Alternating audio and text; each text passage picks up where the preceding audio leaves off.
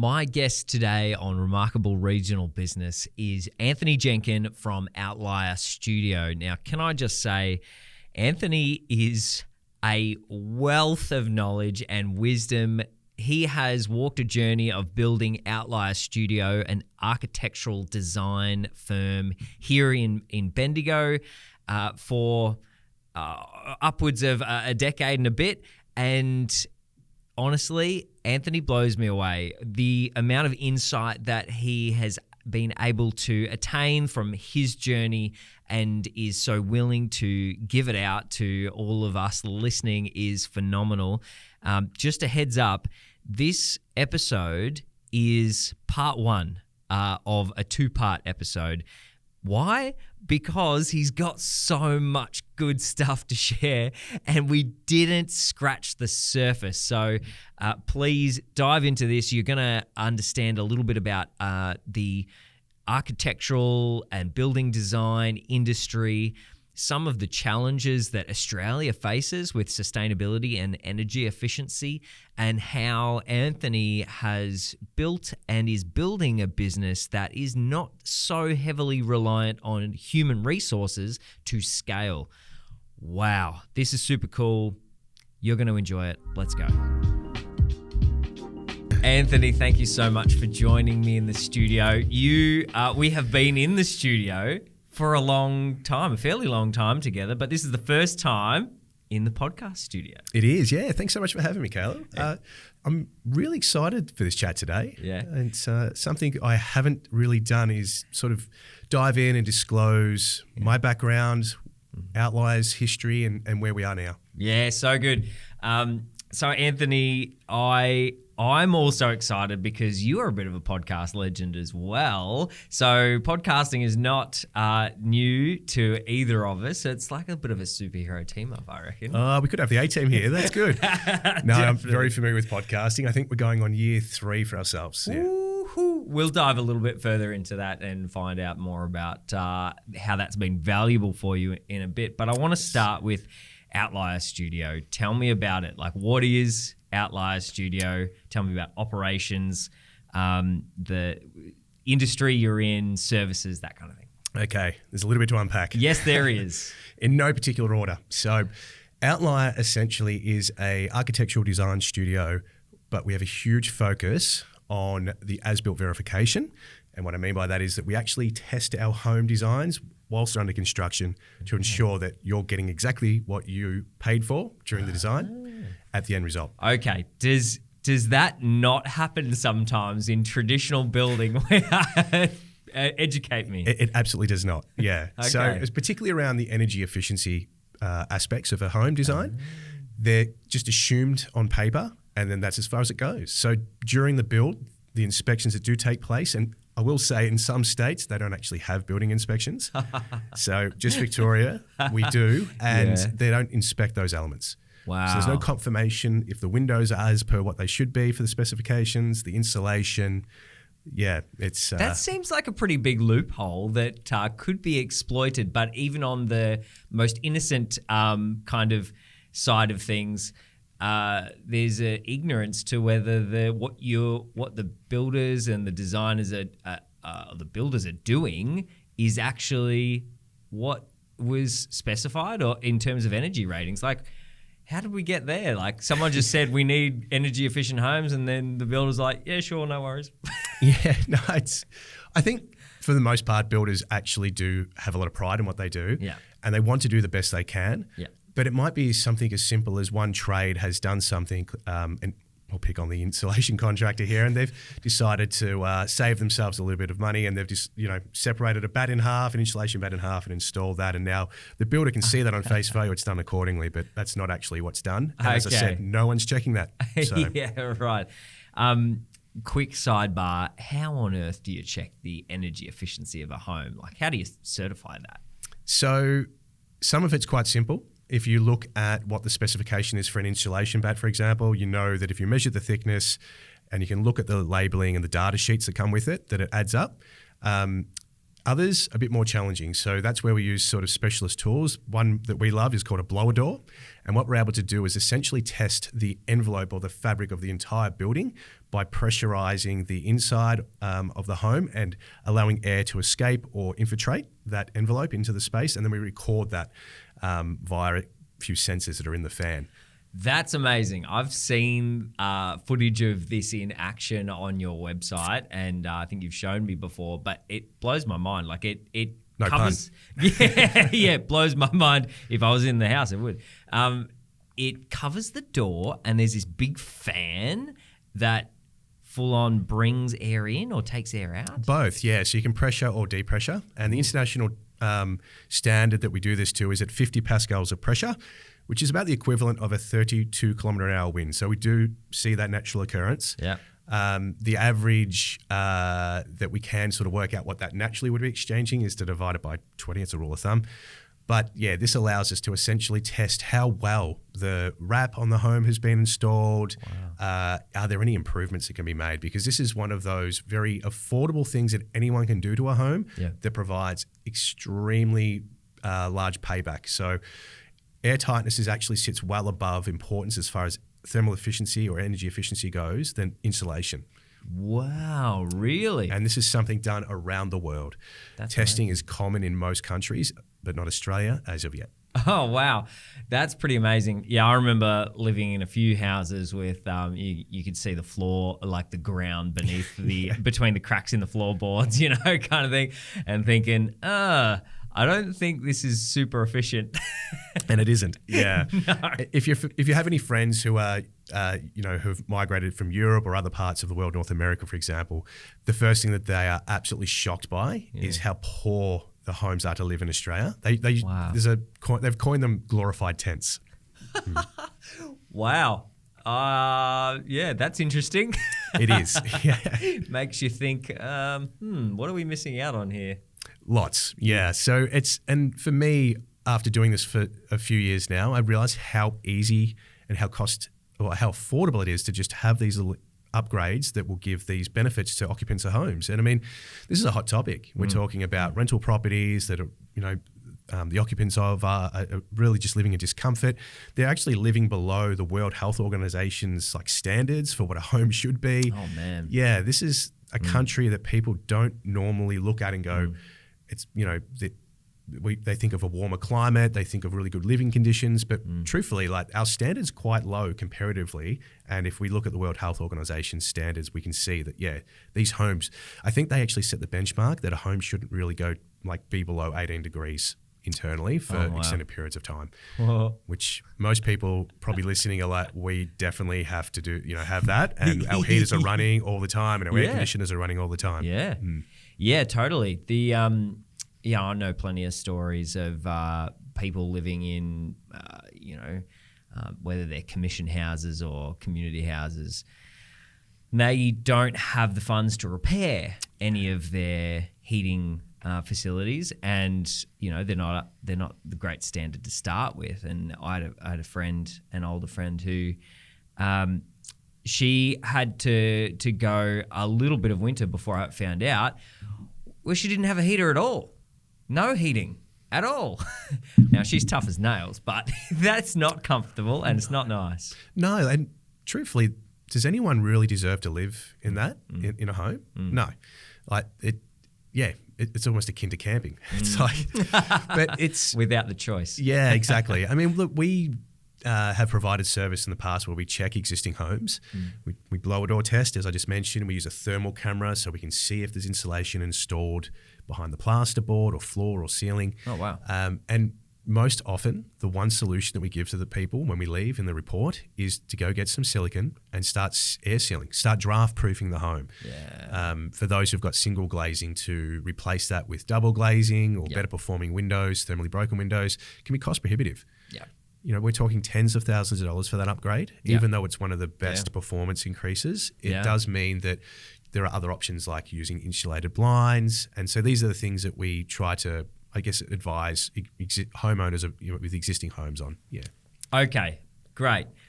This has been fascinating already. Let's get back to Outlier Studio. So what is your suite of services? What does your average project look like? Sure.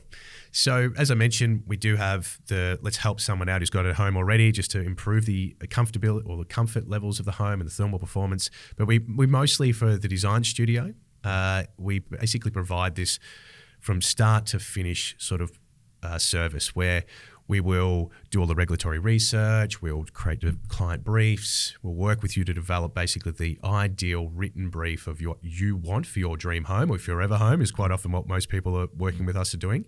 And then we develop the concept designs with that, but always having that energy efficiency, healthy, durable home aspect at our forefront. So we're doing energy analysis modeling very early in the concept design. One of the main things that everyone can probably relate with is budget. And for those who have been through the process, you may have experienced a budget blowout. Yeah. And that's really, that will just take the wind out of your sails. So we like to involve the builders very much early in the process so that we can cost and value manage and that we can also provide constructability expertise. And that allows us, whilst in design mode still, to make sure that this is all on budget and continue that process through. So with design in mind, we're able to then go through the town planning aspects, and then we're able to create the construction documentation package, interior design, and transition into the construction phase, which is where we provide that testing service. So we're always on call to basically go to site whilst the build's underway. A lot of the time for builders who haven't done it before, it's more of a learning exercise as well, and we're there to assist their team and spend a bit more time and educate them on what they can do to make improvements in what they're doing in their building practices. Yeah, I love that. So a client would come to you, they're at the stage of like, we know we want to build something that we're really proud of. It's going to stand for a long time. It's our forever home maybe. The options that they have when someone's going to build would be, I'll just go with a builder set plan. I could go with a bit of a fancier builder that's going to work a little bit, closer with me on switching around where I want things and what my building looks like. And then in the design phase, am I right in saying you could choose to go directly to an architect, or you could go to a building designer? And are there any other options? And where do you sit in the whole spectrum? Sure. This is a great question. It's something that I think gets asked a lot. And it differs again from state to state because there are different requirements. So in Victoria, even to have, say, a building designer or draftsperson, you must be registered, you must have studied the advanced diploma. Whereas if you just go to South Australia or New South Wales, you don't need any qualifications, and you right now, Caleb, could become a designer. No. Very true. So there's a disparity that exists across the country. And you'll hear me say this a lot as we go through this discussion. And I'm quite familiar with this at the moment, just as a side note, but we are working across multiple states in the country right now. So we're seeing all of this firsthand. But I'll talk to what I know in Victoria. So a draftsperson or a building designer is someone who has studied at TAFE. They've typically acquired an advanced diploma. That, for me, was 3 years of study. I think it might be slightly less now. And that allows them to basically, do anything as far as design and documentation goes that an architect would do. But the biggest thing that I note in working with registered architects, and I must mention that you can't call yourself an architect unless you are registered. Yeah. If you've studied the 3-year undergrad and you've done your 2 years masters, you are known formally as a graduate architect.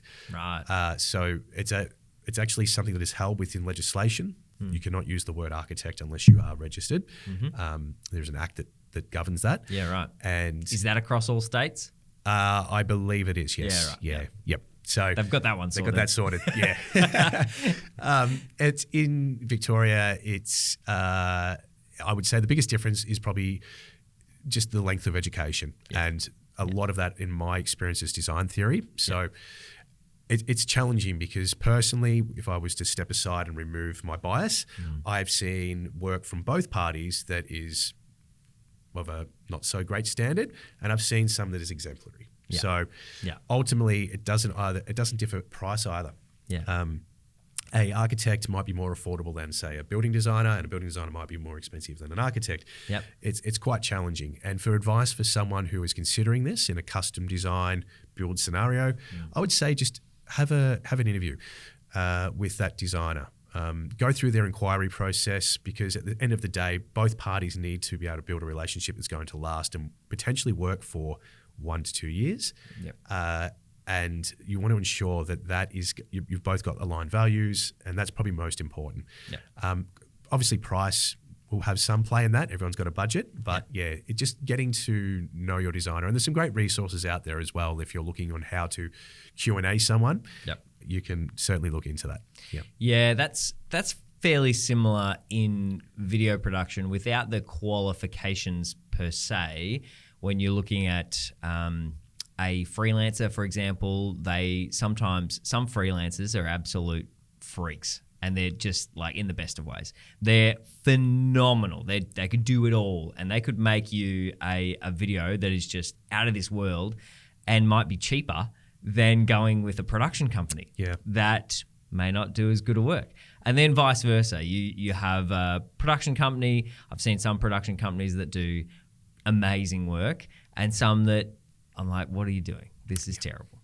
And one person could have done way better than that. So it exists across all industries. I think like this perception of quality is not necessarily tied to the type of business that you're working with.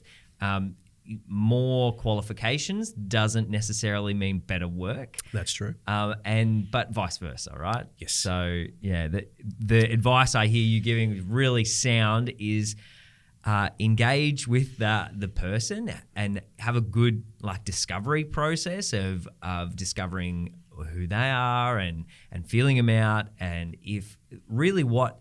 From a sales perspective, on the other side of the fence, you and I, when we're having conversations with clients, where we are building confidence, and we're going to suss them out as much as they suss us out. Yeah. But really, we want to sell confidence.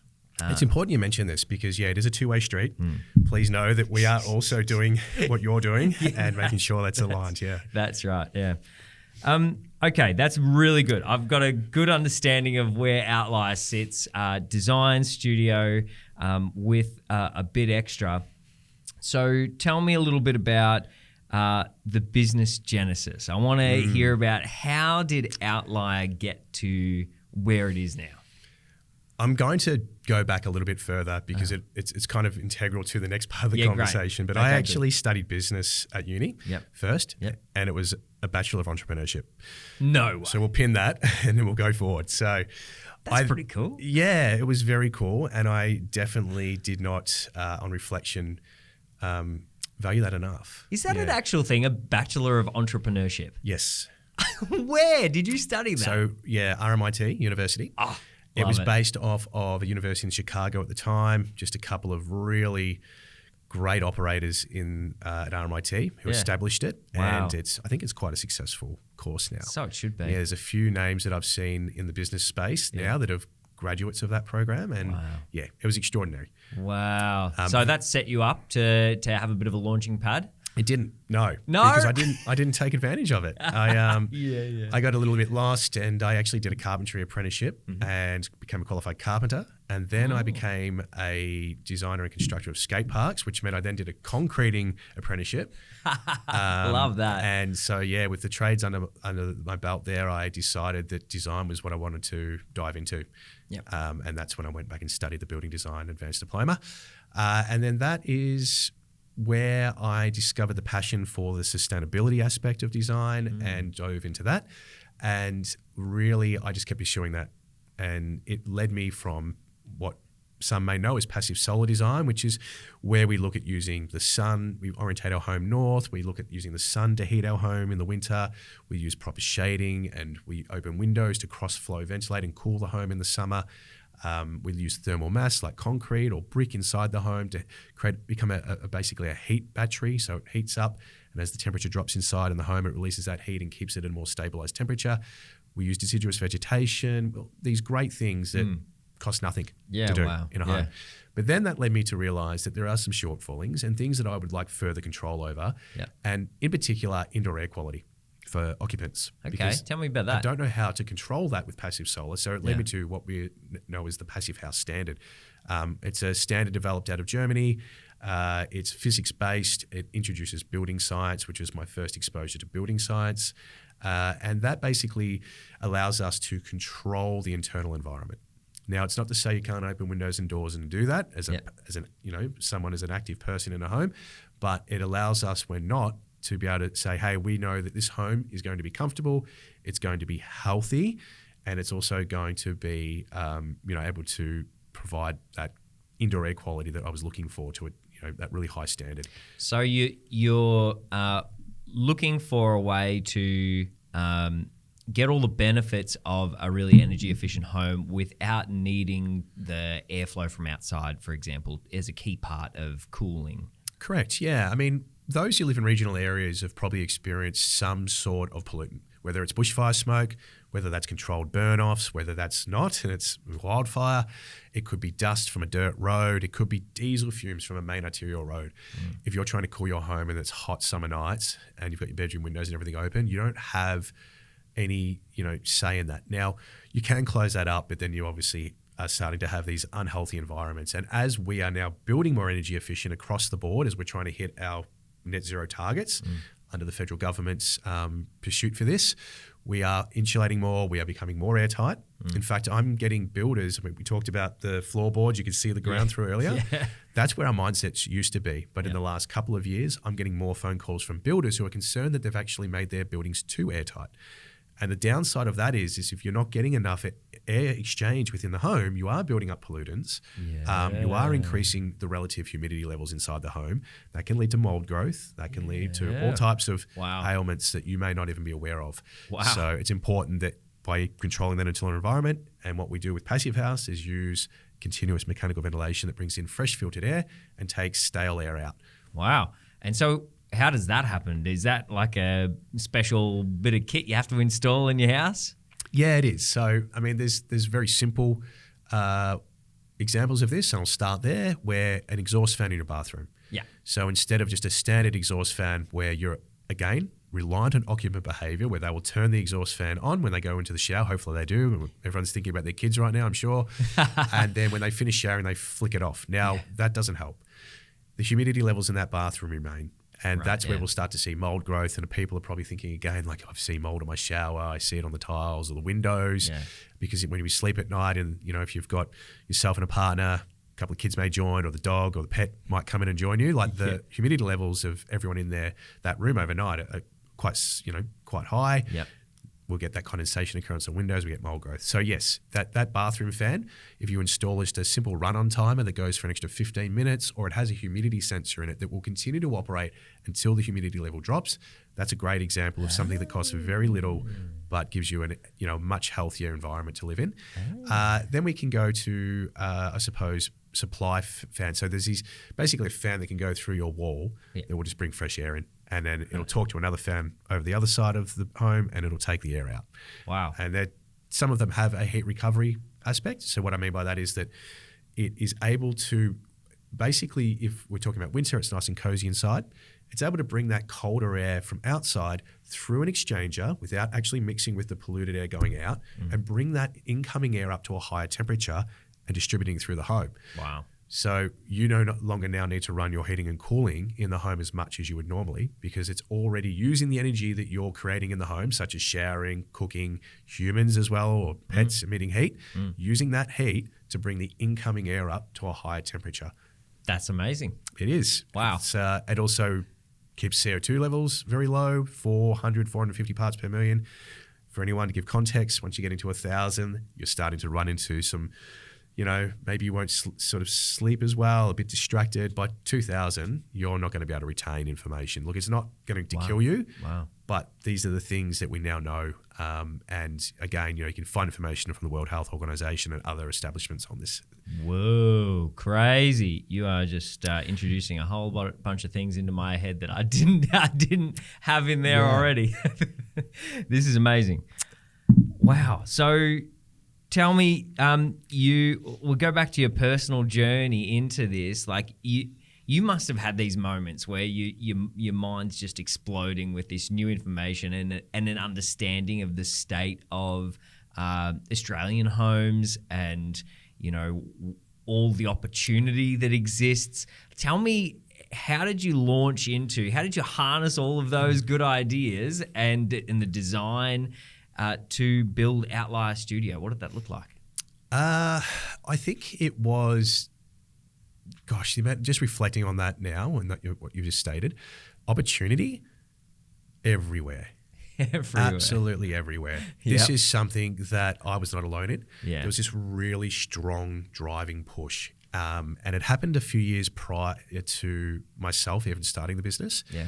But as I mentioned, I was in this pursuit of wanting to dive into this further. It just intrigued me. And so as I kept studying and doing this, I knew that when I started Outlier that this was something, well, to be honest, I didn't actually start Outlier initially. There was 2 years prior where I was operating under another name and I wasn't committing to this. Yeah. And I woke up one morning and I just knew that's what I wanted to do. So from that day on, I rebranded and called myself the business Outlier, and I didn't take on a project unless it was aligning with our values in a sustainable home essentially, which is it's a scary moment because you don't know, are you going to lose projects? Yeah. Are you going to get enough clientele? Yeah. But it just was something I knew I had to do in that moment. Yeah. I do a lot of business coaching with other video production companies around the world. And this is a really common fear that business owners have, I have discovered, not just in my area, or won't be just in your area. It's about the fear of niching. Yes. Comes from a bit of a lack mentality of like, if I narrow in my focus, then I will get less. And if I become more of a specialist, then I will lose out on the work that is already naturally coming in. What was your experience of niching, and how did you overcome that fear? Did you just like put a pin in it and go, I'm going to do it anyway? I did, initially. But it's amazing when prior to that, I would try to, as you're starting business, I suppose you're always just wanting to absorb. You're a sponge, you're trying to work everything out, you're feeling around in the dark, and you're looking to others to be able to give some guidance or some mentorship or some just helpful advice. Yeah. And I got nothing. Oh, no. There was no one willing to talk to me. Oh, no. I believe I was kind of looked at as competition. That's my theory. And it kind of meant, working it out. As soon as I niched, I realized that there was a community that existed. Cool. And that community was the opposite. They shared everything. They were passionate about the cause and the direction more than the business aspects. Yeah.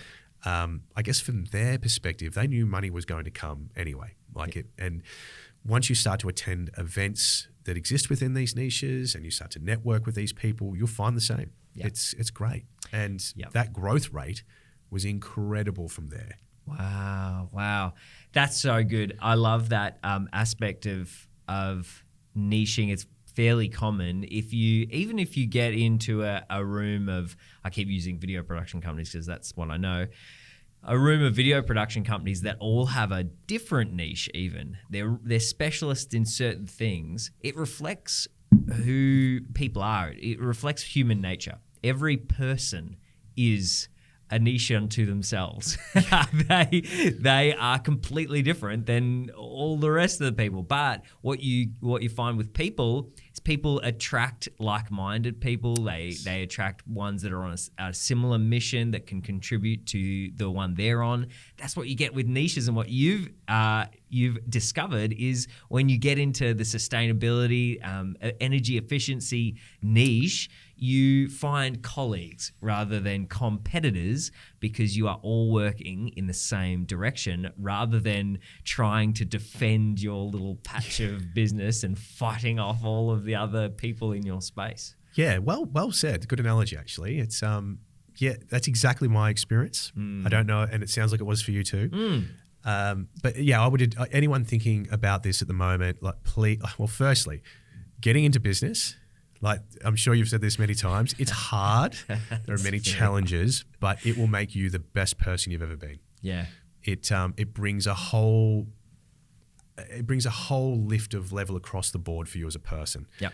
And that includes anything from physical and mental health and well-being, leadership that you may not have had previously, that you may have been you might consider yourself reserved or inward, but in those opportunities you put the hat on and you can operate to that level, and it will elevate you.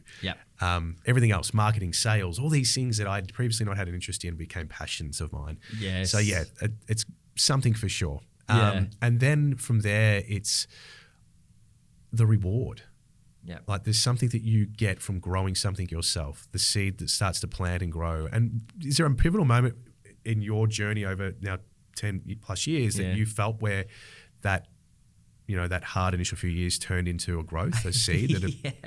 There's been a couple of them, and anyone listening to this who is in business is going to relate to what we're saying. I think one of the biggest couple of character developing tools in my life have been, definitely one of them's business. I resonate a lot with what you're saying. It has built me into a man I wouldn't have been otherwise. The caveat to that is you and I will both have engaged with that process and walked the hard road and submitted to the shaping and the shaving and the molding that has to happen. So if you don't commit to that, then the business may not be the wonderful thing that builds you. But character development, huge. Kids, huge. Yes. Character development. But back to your question. I love that you've asked me a question. Not many people ask me questions. I can see your podcast host coming out. It's so good. So was there a time when I noticed, there's been a couple where it was about 6 or 7 years in, where I'd been grinding like, it was the worst, man. Like every single year was a hard year and I wasn't making enough money. So about that point, it lifted and exploded. That was actually, was that COVID? Yeah, it was 2019, just before. And so things started to work. I'm like, oh my golly, this could be what business could be. And then we hit this patch a few years later, would have been maybe 9 or 10 years in, where I had to rebuild my foundations. Like things just economical scenarios and the world economic situation changed and exposed a whole lot of flaws in my business leadership and management capabilities. And then it was like the floor was ripped out from under me and I had to just rebuild everything, and then now we're back on and up. But it's a bit like that in my journey, up and down. How have you found it? Yeah, I think it's important for people to hear that, because I feel as though it never stops. So no matter where you are in your business journey, and at least I get value from hearing you speak about that. Like, what is next year going to look like? Oh, it's been hard this year. Like, when does it get better? And it's just, I think it's all these new challenges will always exist as you continue to grow and develop. Yeah. But yeah, I mean, that's really interesting to hear how impactful that at year 6 too. That's a pretty pivotal time for people in business, and then you had to rebuild at that point. Yep, that's grit. I find I've used the analogy before. I find business is a bit like going to gym, and when I say gym, more like a CrossFit type gym. Yeah. Not like like I'm just chilling out pushing weights. It's like CrossFit is never easy, ever. You will get fitter, but it never gets easier. You will get more capable, you will get stronger, but the workouts don't get easier or more comfortable. You just get more capable. And resilient. Yes, and resilient. So you can push through the pain, and so that's a bit like business. Like business doesn't necessarily, there are definitely elements where it is second nature and it becomes really easy. But because you keep pushing, because you keep wanting to grow, you'll always be butting up against and running into challenges and significant ones.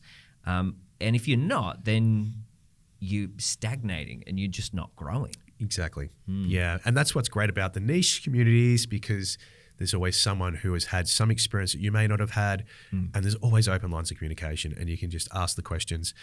I'm finding a lot more now. I don't know if you've got this as well, but like group chats of people within those communities and just constantly sharing information.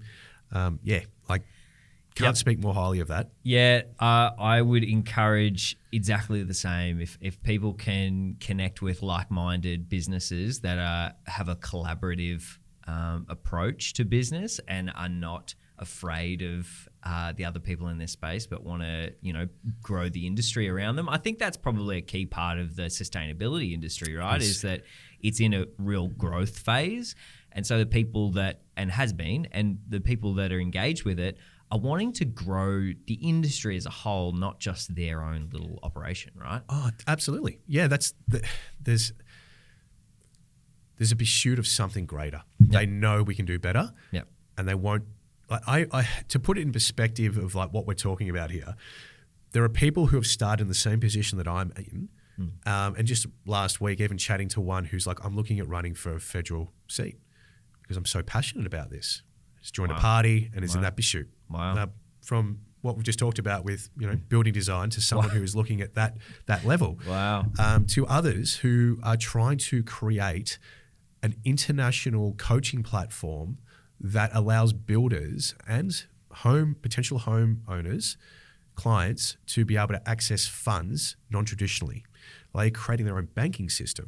This is the level at which this is, and this. That's amazing. But it's very isolated to Australia. Yeah. This is our circumstances that are unique in the world, and they've seen the opportunities and they're taking it to that level. Wow. Even ourselves, I'm not sure if we want to talk too much on opportunities. And I know even in your introductory video for your own podcast, you talked about maybe it sounded almost like the neighbor next door that you didn't know anything about, right? Yeah, that's and these exactly business right. owners and operators who reside in your hometown and where they're taking these things and the opportunities that have existed for us personally. So, we identified just through feedback from builders and trades and people who live in more semi-remote, remote regional areas. It's really hard to get a home built. Right. And it's really hard to get a comfortable, healthy, durable home built. Right. Impossible almost. In fact, there are people I know who have tendered out for government works in these areas and as to procure a builder and have not been able to get one. And they've had to look at prefabrication and modular transportable building structures to get them to those locations. Wow. Otherwise, alternatively, the cost is significantly higher to have it built locally. Yep. I see this now talking to so many people around the country, like the regional areas, like we can talk about 30, 40% cost increases from, say, Bendigo to something semi-remote. Yep. That's significant when we're talking about potentially, hundreds of thousands of dollars. So for us, we really did listen to what we were hearing, and we've now started up a prefab like modular structurally insulated panel aspect where we import them from Europe and use those to build the homes because they're continuous insulation, they create a nice air sealed envelope, they tick all our boxes. Wow. So that is like one of those opportunities that you mentioned. Like and never did I ever think that I'd be working in a business that's this international importing of prefabricated modular panels. Like it was there, it solved our problem. Wow. And it gave a better result to potential clients and homeowners. And that was the driving force. Yeah. That is a wonderful byproduct of being really focused in on your mission, where you're going, is that these opportunities come up. How cool is that? Tell me a little bit more about these panels and what that business entails. Yeah, so they're a system that's been used for decades in Europe and in North America. It's gaining a lot of popularity it has gained a lot of popularity even in more recent times because of the ease of construction. So, an entire home can be locked up within a couple of weeks, basically. What? And it's something that just provides this continuity that doesn't exist or removes that human error margin because it's made in a factory. Right. So there's less waste. There's basically a controlled environment in which they're manufactured. Yep. There's a lot of it's now becoming automated, so there's not as many hands touching the product and assembling it. Yep. And then it's delivered to site and erected, basically, like a giant Meccano set. Amazing. And it's basically all engineered, so it's stable, dimensionally stable. Like, it's got all these great properties. The problem, I suppose, that at the moment that we have is this adoption of something that is not known, the unfamiliar. Yeah. And that's where education comes in a big way. So a couple of things. So these panels, are we talking that they are replacing plasterboard and insulation in homes or brick, or are we talking, is there any structural elements to them? Tell me a little bit about that. Sure. Yeah. So it doesn't replace a cladding, so brick on the outside or corrugated iron or whatever your cladding of choice is. But it does basically get a typical timber frame or steel frame home that's got all the insulation in that, all the bracing on it, and put it into one product. So that's how it expedites the timeline of construction, because you're kind of getting all those components in at the very beginning, and that's it. Nice. It also provides assurance that the home will perform as it was built the day it was built for its entire life cycle, because it doesn't, unlike traditional installations that will sag or deteriorate, or it might get a rat infestation, a nest, all these things that can happen. Yeah. It doesn't. Wow. So you're encapsulated basically inside of a couple of sheets of plywood or OSB. It's the easiest way to describe it for those listening. And that provides the structural bracing aspects as well. Wow. You can leave the internal layer as the finished lining. Okay. In lieu of plasterboard, but most people will choose to put plasterboard on it. Over it. Yeah. Yep. Wow. So that's a separate little business that you've started off the back of what you've understood and found out the opportunity you've seen through Outlier? It is. Yeah, absolutely. So a trip to Europe was in order, which, was really hard to do that. Justify. But no, it was great. And just being able to solve for something as well is rewarding. And I will add that has now led on to, as of a couple of weeks ago, our most latest addition to this is actually building them ourselves. So building an entire home in modular components that are transportable. So we can build an entire home off-site and deliver it to you, turnkey, so you can move in and live in your home. Oh my goodness. Yeah, so that now has become a full vertical integration for us, where we can be right at the start and deliver a home to you. That blows my mind. All right, so let me work out how have you done this? I'm thinking about myself and the amount of things I need to do as a business owner and being in the operations of the business as well, to work on the business, to service all the clients, to get all the work, to build the systems, everything like that. Anthony, how have you found the energy and time to add on these vertical integrations? Like, how are you doing that? Yeah. I'm going to need a deep breath for this one. But basically, first off, it was the establishment of good procedures and finding, I suppose in today's age, like finding good software packages and things, like the tech stack's real. What we need to establish, and then what do we develop in there to make sure. So we've done that. There was a very intense 2 or 3 years to get everything in order, where that was working seamlessly. And now it's very much just maintenance mode. And I love this because as someone who didn't know their numbers early in business and had to deal with the problems that come with that, knowing them now and having those procedures in place, and having that direct dashboard or feedback loop is just incredible. Interestingly enough, it's not people that I'm throwing it at to solve at the moment either. I actually have the attitude of how far can I take this with just myself and one other. And it's interesting to see what you can actually do when you're not just looking at like, I need to hire someone. I do ask, I do think it's a good thought exploration as to how you may solve these things without having to look at human resource sometimes to do this. That's a great way to look at it, because it's quite often the thought of, I can't do all this myself, I need another person. But you're saying you've thought about it a bit of a different way and thought, and we'll get back to how you learnt that and what the human resource things look like over the years. But you've seen the opportunities in technology to go, how do I bolster my own capability and pass off things that I don't need to do in automations and a really efficient tech stack to grow? Yeah, and there's probably two more things to add on to this list of discussion topics. But one is A-grade players, and the second one is collaboration. So I have found that by letting go of control or ownership in some ways to others who are like-minded and collaborating with them, that's where the growth is. That's where these opportunities have been able to, like where what on paper looks to be a lot, is actually quite manageable when you have those sort of collaborations. Oh, this is amazing. All right, let's start with tech stack. What does your tech stack look like, and what are your favorite bits that make your operation efficient?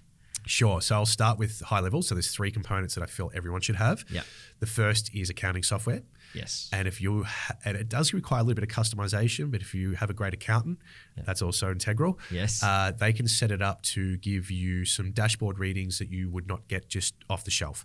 And those numbers allow you to have a literal 1 minute analysis any day of the week and know exactly where you stand with benchmark percentages against every expense line item and sales line item. So those kind of things are great.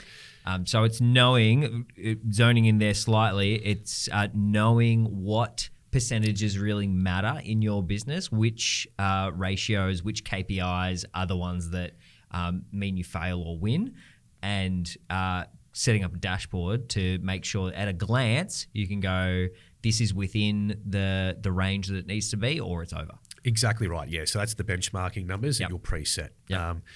And it's essentially a profit and loss statement, but you can tailor that or customize that to be more like a dashboard readout. So nice. Very, very helpful.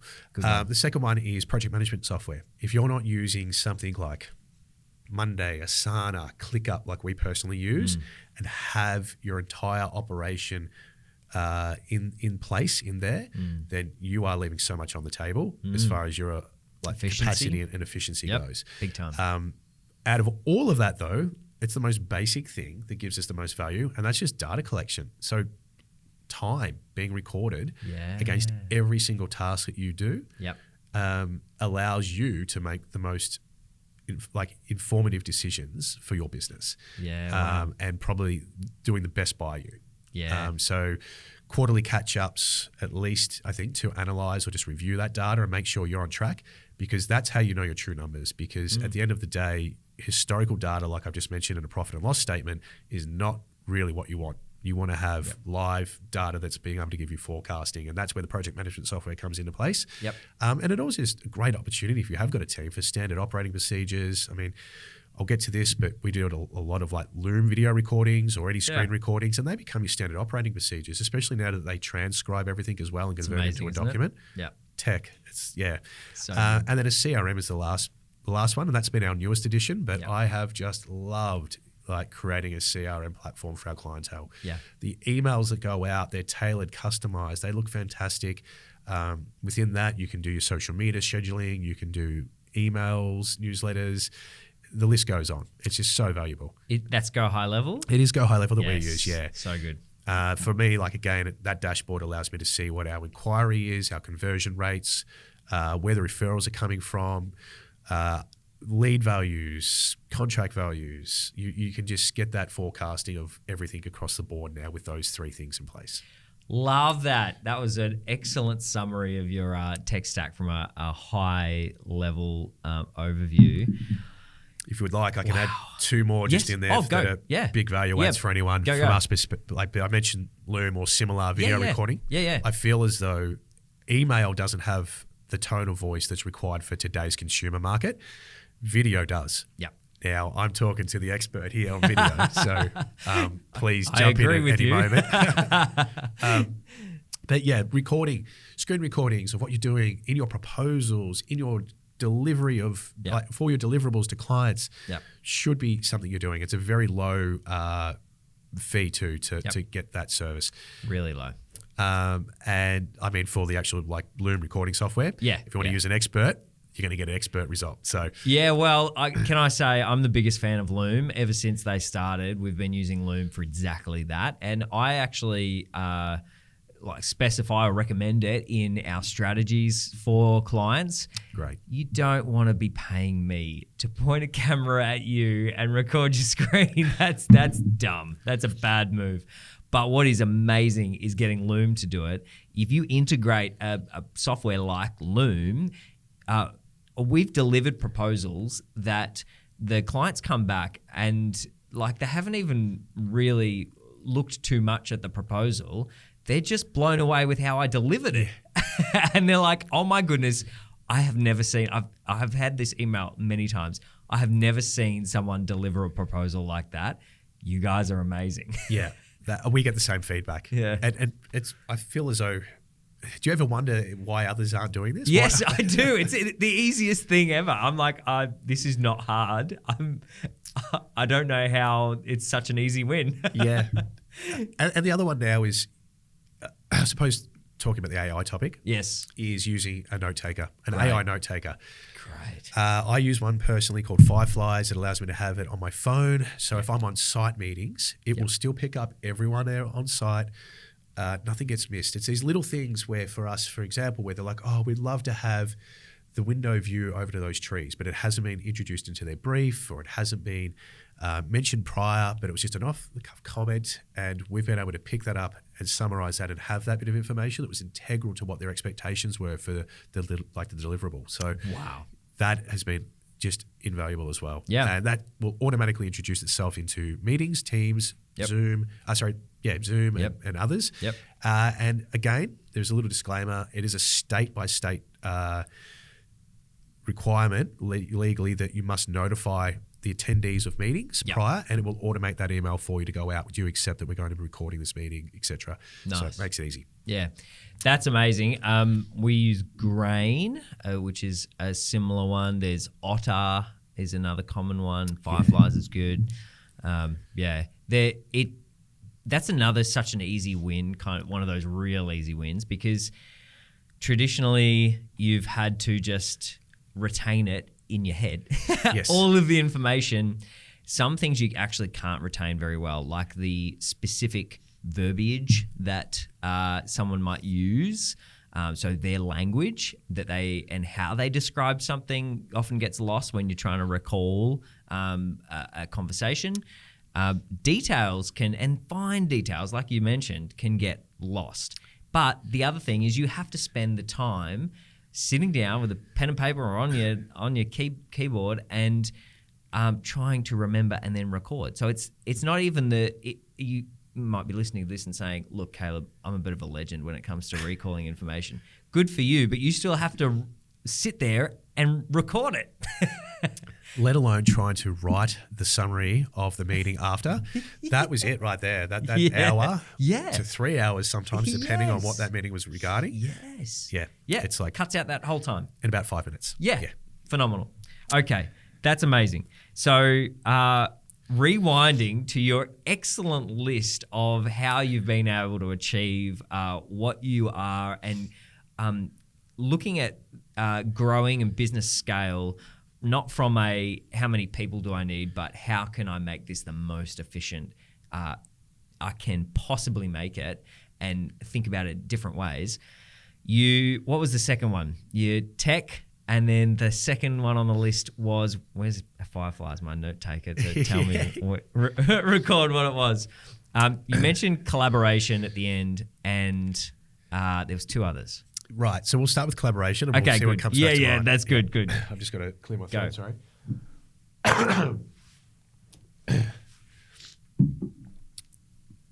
So when I started out in business, I'll give a complete side discussion image here, but there was this room like we're sitting in right now, and there was a single desk in the corner, and there was me sitting at it, and there was my 6-month-old daughter and my partner.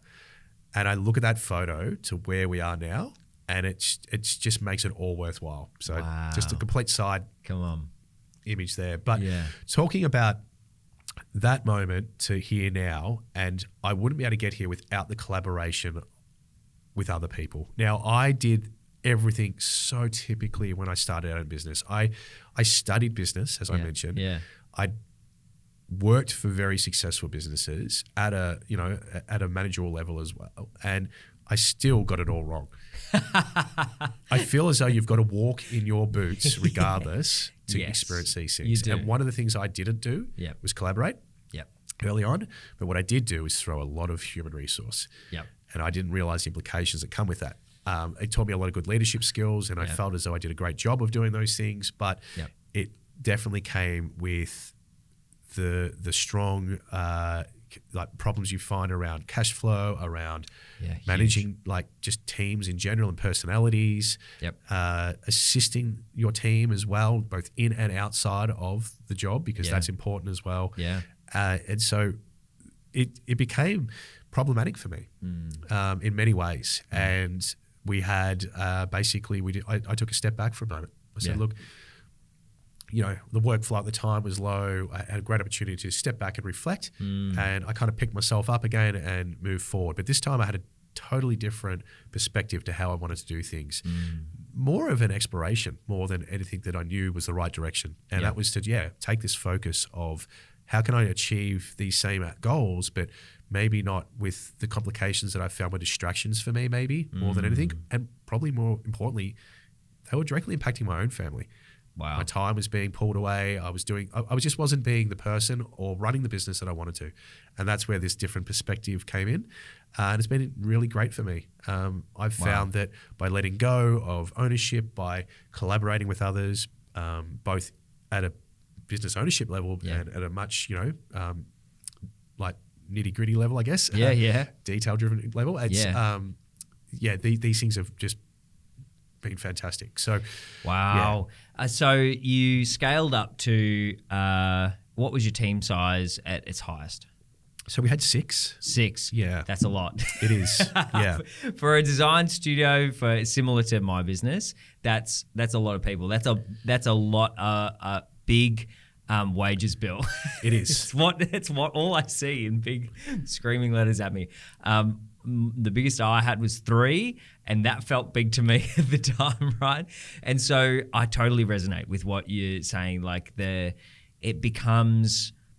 a completely different job being a manager of people and a team, and being able to leverage their efficiency and the full capability, but also feed the amount of work required to leverage that efficiency. Like, I didn't realize, and it sounds like you're the same, I didn't realize what a team could be capable of, but how hungry teams are to feed. They make the machine of your business just a cash gobbler. Oh, yes, absolutely. And you prompted me to think of like, I wanted to become a business. I wanted to work on the business more so than in it. And that's why I grew the team the way I did. Yeah. But what you end up becoming is exactly that. You're managing these teams now, and you're not actually getting the outcome that you were looking for. Yeah. It's a real thing. Anthony, I'm going to do something that I've never done in the history of this podcast. And it is actually, I'm looking at the time here. We're coming up on the standard length of an episode. And I don't think we have hit probably 15% of what I want to talk about with you. And there's just so much more. Okay, so what I'm going to do is, if you're up for it, is we're going to do part 1 and part 2. This is going to be part 1, obviously, and we're going to come back and we'll record another whole session and do part 2 of Outlier Studio, so I can pull out all of the genius that is sitting in your head. What do you think about that? I think let's do it. Okay, that's so good. So we will revisit our conversation where we picked up, and the things as a preview for everyone listening, what we're going to be talking about next is the other ways that Anthony's become more efficient and effective without adding human resource. We'll pick up where we left off there. We're going to talk about some of the complexities of your industry, Anthony, about sustainability and some of the challenges involved there. We're going to actually unpack a few more of the challenges along your journey, how you've overcome them, some of the wins. And wow, that'll be another full episode, I'm sure. Mate, thanks so much for joining me. And I hope we've left people on a cliffhanger here because it's felt like that to me. Oh, let's hope. Well, thanks, Caleb. Yeah, I really appreciate the opportunity to come in and talk. Like I said, this isn't something that I have spoken about in the past. It's usually talking to my subject matter expertise, but this has been fun. Yeah, so good, mate. All right, we'll catch up in part 2. Sounds good. Well, that's it for this episode. If you really enjoyed listening, why don't you drop a comment in the comments below? Make sure you like the video and subscribe to the channel so that you get updates on when all of the next ones come out. That really helps grow this little community of people that are diving into regional business and celebrating and learning more from it. So really appreciate your support, and I can't wait to see you in the next one.